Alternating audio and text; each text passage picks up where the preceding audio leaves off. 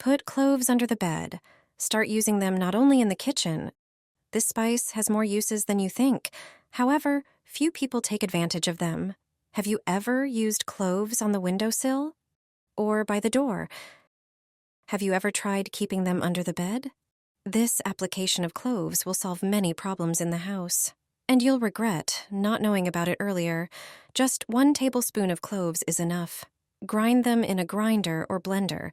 This will extract a more intense fragrance from them.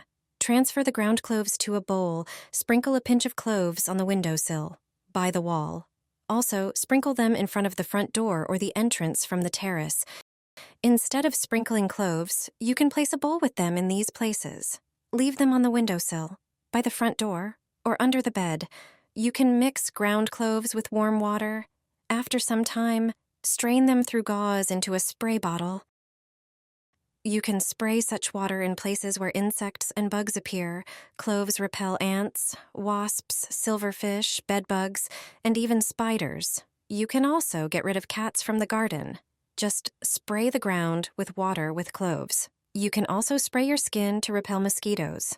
As you can see, cloves will come in handy wherever you don't want pests and insects.